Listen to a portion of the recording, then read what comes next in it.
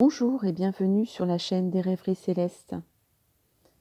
Aujourd'hui, on va encore parler de sentiments et d'amour, mais cette fois pour les personnes qui partagent le même toit ou qui partagent le même battement de cœur.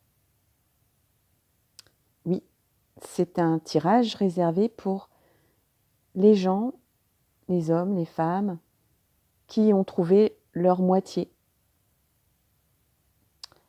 Alors, je vous propose toujours 3 choix.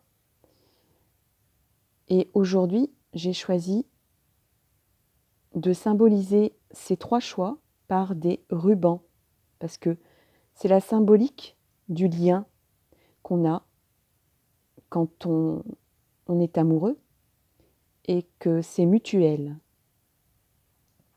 Et que même si on ne vit pas sous le même toit,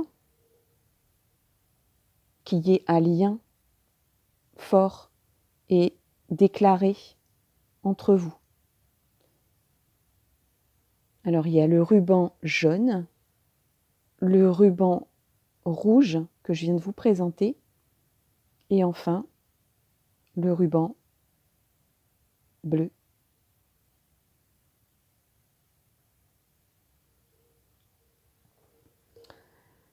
Alors comme d'habitude, je vais vous proposer de prendre une grande inspiration, de faire le vide en vous, de penser très fort à la personne qui partage vos bons et vos moins bons moments, qui partage vos doutes, qui partage vos envies, qui partage vos joies, qui partage vos désirs. Vous voyez un peu tout ça mélangé. Et oui, c'est vrai, on peut avoir droit aussi à se poser des questions parfois, parce que même si on a trouvé l'amour, c'est pas toujours un long fleuve tranquille. Sinon, ça serait pas rigolo, si je puis m'exprimer ainsi. Donc, je vais vous laisser choisir tranquillement, sereinement, en fermant les yeux quelques secondes, visualisez les 3 rubans, lequel vous inspire le plus. Ouvrez les yeux. Ah, ça y est. Il y en a un qui vous appelle. Choisissez-le.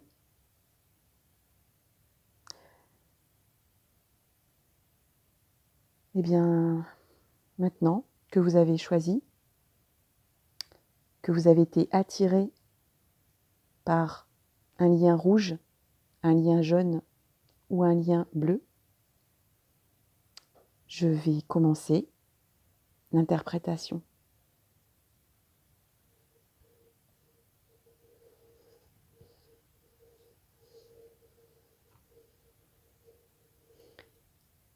Pour le ruban jaune,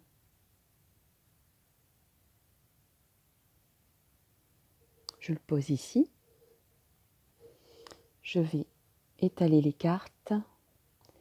Alors, c'est un tirage que vous voyez, je n'ai pas tiré devant vous, mais comme d'habitude, pour moi, c'est un moment de concentration que j'ai besoin de faire hors caméra. Mais je pense très fort à vous, je pense très fort aux interrogations qu'il y a en vous. Et donc, ne vous inquiétez pas et faites-moi confiance. Merci. Une petite particularité, il y a des cartes supplémentaires qui se sont présentées à moi. Donc, je les ai gardées. Parce que peut-être qu'elles vont éclairer davantage. C'est parti pour le ruban jaune qui est ici.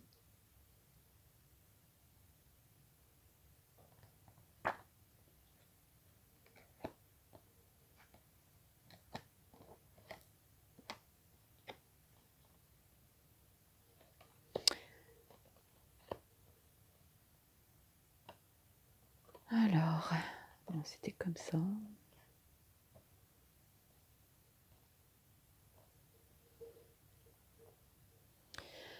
Alors, en lame majeure du tarot de Marseille, nous avons l'arcane sans nom. D'autres pourront vous dire que cette carte a le nom de la mort, que j'aime pas trop comme nom en fait. C'est en fait la carte de la transformation. On enlève ce qui n'est pas terrible, on élague, on désherbe, on enterre ce qui a enterré, comme peut-être la hache de guerre, je ne sais pas. Vous voyez bien que c'est un personnage qui n'a rien, même plus la peau sur les os, et qui a une grande faux et qui se gêne pas pour couper tout ce qu'il y a à couper. Bon, alors, c'est une carte où il y a eu quand même quelques accrochages, on va dire. Hein. C'est une carte où il y a un petit peu de douleur quand même. C'est de l'extraction dans la douleur quand même. Hein. Mais on va voir ce que ça signifie. Si déjà ça vous parle un petit peu. Pour ce qui est de l'oracle des miroirs, nous avons le contrat, l'amitié,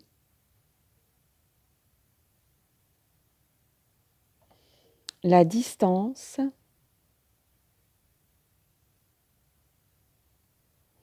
et la maison.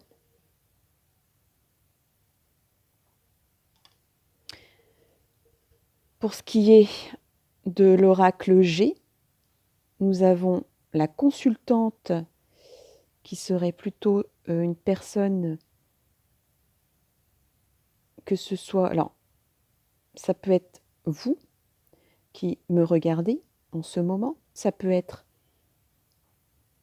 Alors, même si vous êtes un homme, peu importe, vous êtes impliqué dans le jeu.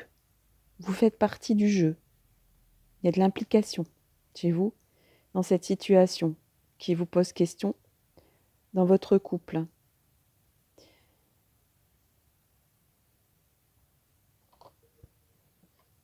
Nous avons le domaine médical.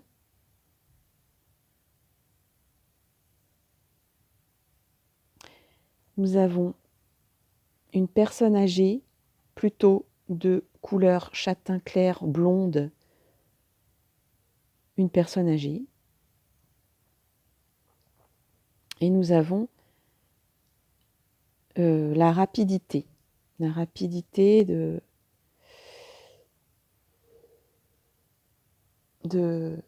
ce qui va arriver en fait. Quelque chose qui implique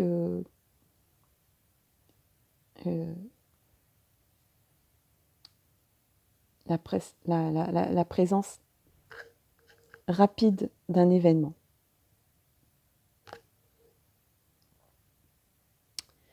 Alors, que puis-je dire sur ce tirage que je découvre avec vous ?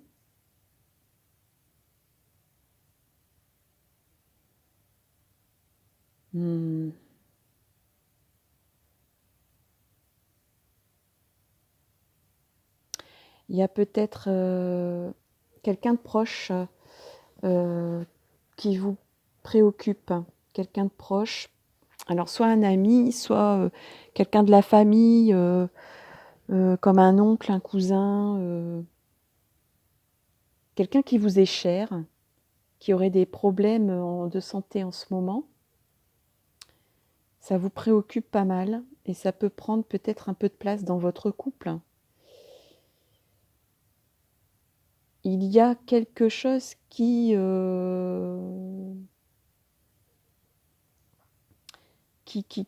couve. Il y a quelque chose qui couve. C'est ce contrat. Alors, il y a un contrat et il y a la maison ici. Donc, peut-être qu'il y avait un projet d'achat de maison.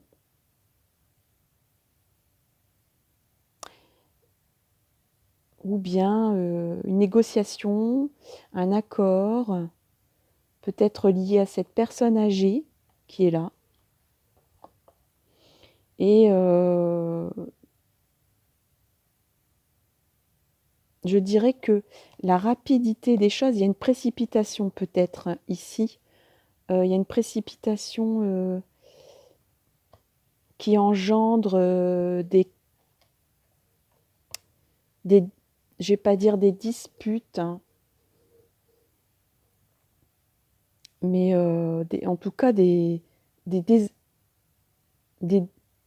j'ai envie de dire des désaccords, mais c'est pas vraiment des désaccords. C'est plus qu'on est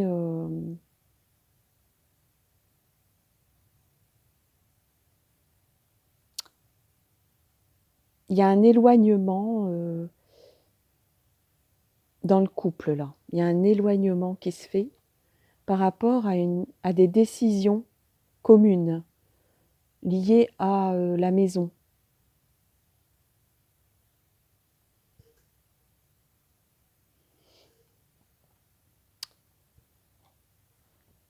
C'est quelque chose qui s'est imposé à vous, je pense, assez brusquement.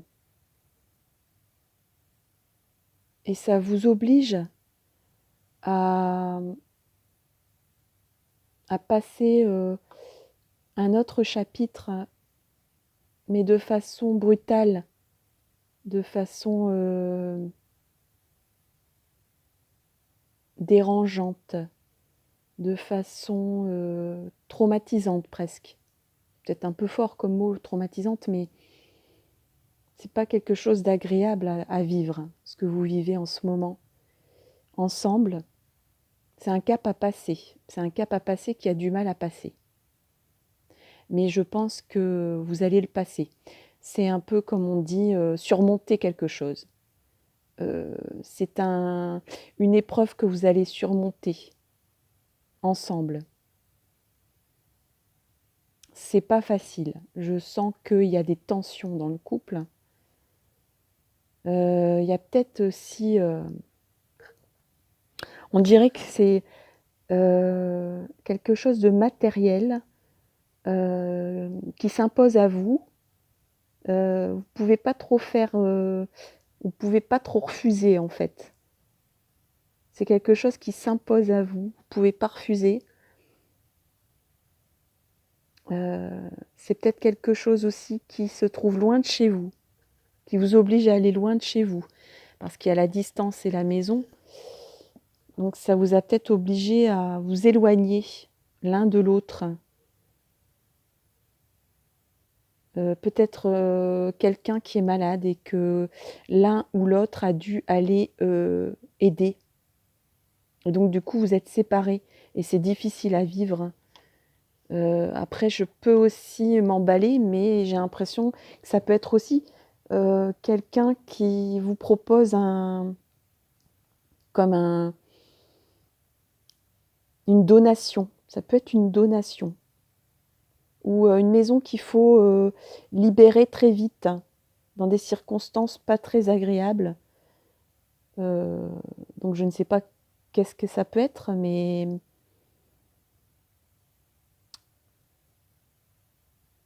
et là, en fait, c'est peut-être le domaine de l'amitié qui prépondère à votre vie de couple. C'est peut-être, voilà, j'ai un contrat avec cette personne, je peux pas y déroger, même si ça te gêne. Je suis obligée d'y aller parce que cette personne, elle a besoin très vite. J'ai pas le choix. Je peux pas attendre que tu choisisses, je peux pas attendre ton aval. Je peux pas attendre que tu m'accordes le fait de le faire. J'ai pris la décision et je peux pas déroger. Je peux pas fuir cette situation.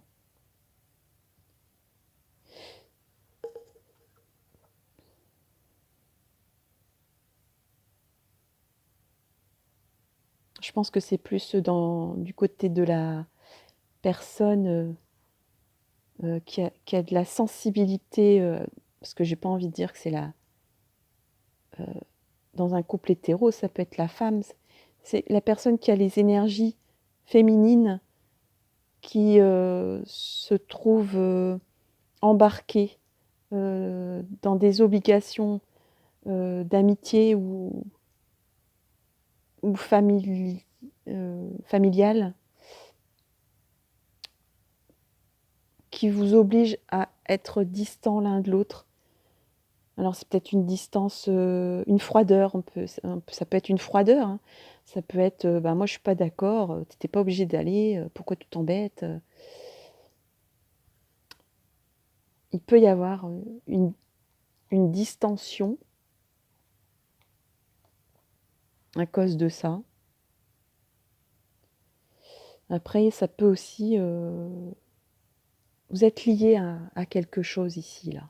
Vous êtes lié à quelque chose. Il y a eu un contrat moral ou comme un contrat moral ou un contrat vraiment matériel, hein, où on doit s'occuper d'une maison à la place de quelqu'un et que du coup, ça provoque une distance.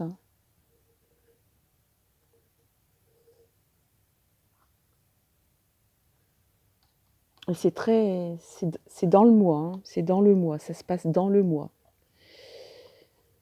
Ben, ces prochains jours, hein, ces prochains jours, ces prochaines semaines, grand maximum.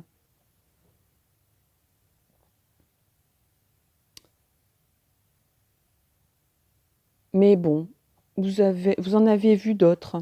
Donc, bah, on va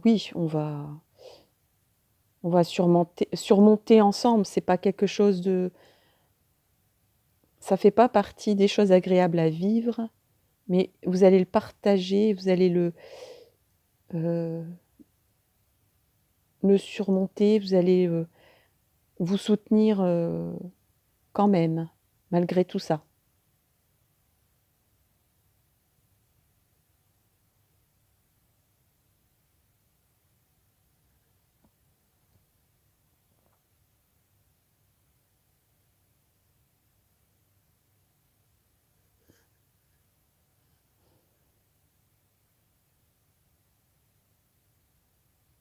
Vous allez peut-être devoir accueillir quelqu'un chez vous aussi, parce que la maison est à côté de l'amitié.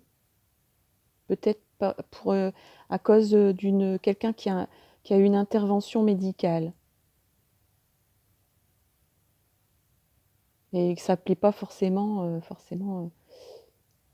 ça va peut-être provoquer des distances. La distance était là. Parce que la distance est entre deux. Donc soit vous allez voilà, c'est une histoire comme ça où un tiers apparemment qui est plus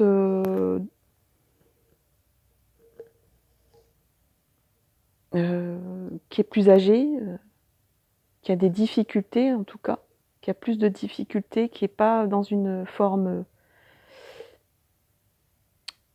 olympique, on va dire, hein, et qui a besoin d'aide. Et bah, ça ne va pas être un oui franc de votre partenaire, quoi. Là, c'est un petit peu le bouchon qui pousse un peu loin. Et il va dire, oula, c'est pas vrai, quoi. Mais ça va vous permettre peut-être d'élaguer des choses, de vous dire des choses aussi. Peut-être que votre conjoint, il va dire, t'es trop...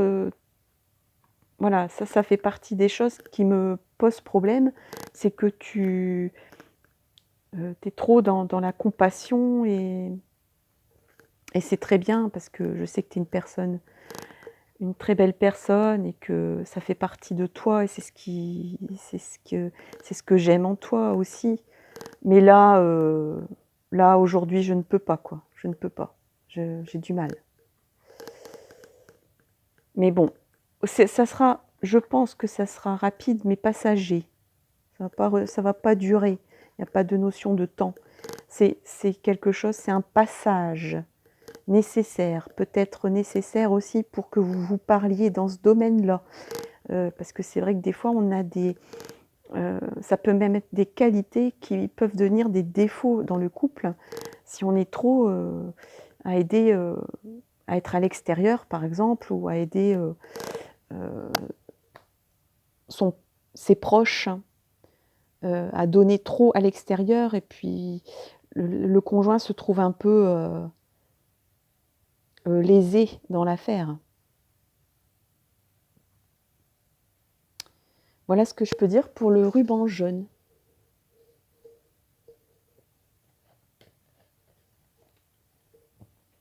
Donc une petite épreuve en résumé, hein, une petite épreuve à traverser, un ami dans le besoin que vous allez aider, et votre conjoint va dire « Oh là là, mais c'est pas vrai, quoi. » Bon, allez, je vais quand même aussi t'épauler, je vais t'écouter, je vais compenser, je vais m'occuper de la maison, je vais m'occuper des enfants, je vais t'aider, je vais te soutenir, allez. Voilà pour les personnes qui ont choisi le ruban jaune. Je vais passer au ruban rouge.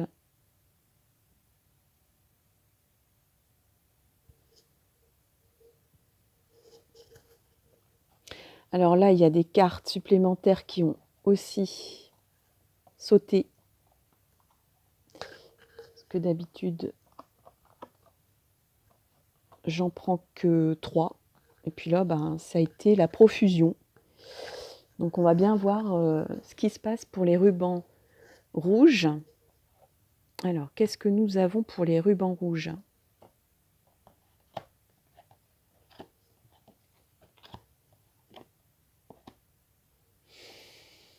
Mmh.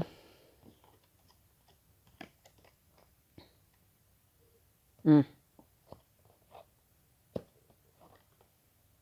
Mmh. Ok. Alors, pour les rubans rouges, excusez-moi, j'ai fait bouger la caméra. D'abord, pour ce qui est du tarot de Marseille, on a la roue de la fortune et l'amoureux. Alors, moi, je verrais plutôt un couple ici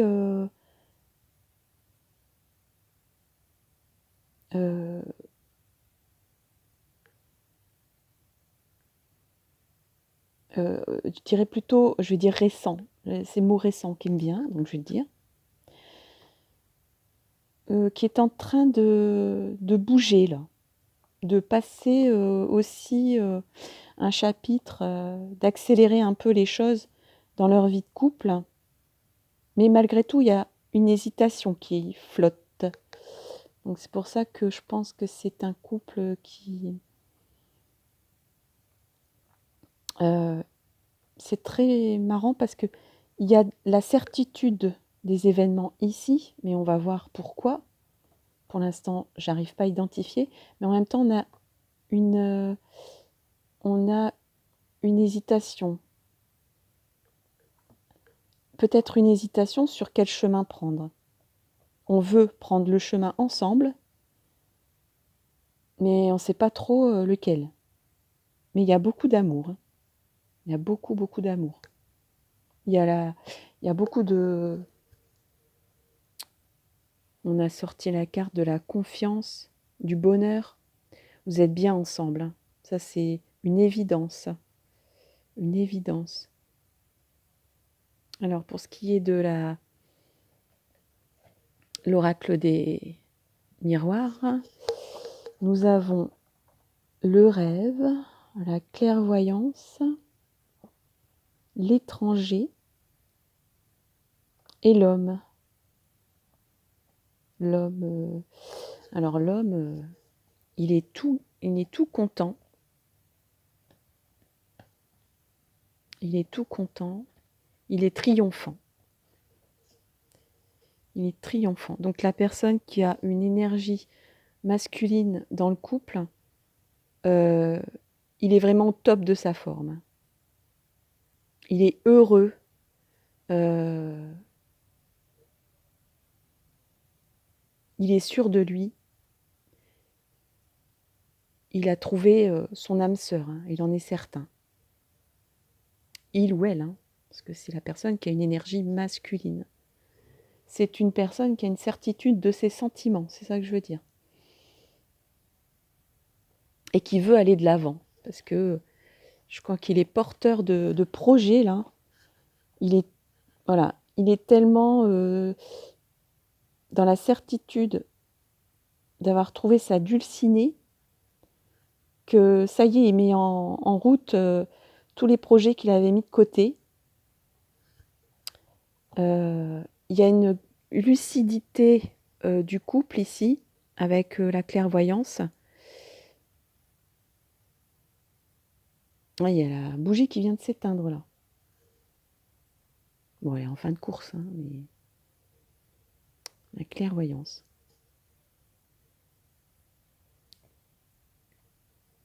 Mais en même temps, on est dans les rêves. Alors, il y a des projets qui se mettent en route. Là, je dirais que c'est plus l'énergie féminine ici, là. Alors, l'énergie féminine, elle est encore dans ses rêves d'enfant, de princesse, de prince charmant, vous voyez, un peu. Ça fait un peu ça, la Belle au bois dormant. Et puis, le prince arrive là pour la réveiller d'un long sommeil, d'une torpeur sentimentale certaine. Alors après, il faut se méfier parce qu'il y a quand même le serpent là qui enroule la jeune fille. Il y a le chat là qui veille aussi, qui regarde tout ça de loin.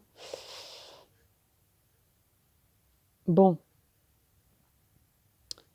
alors oui, ça fait un peu l'amour rêvé. L'amour rêvé.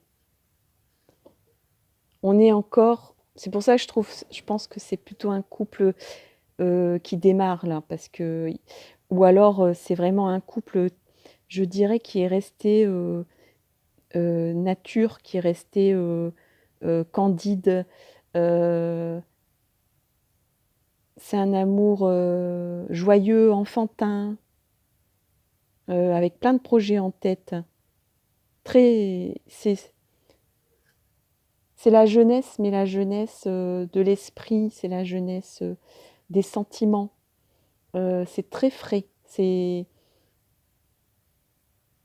vraiment l'amour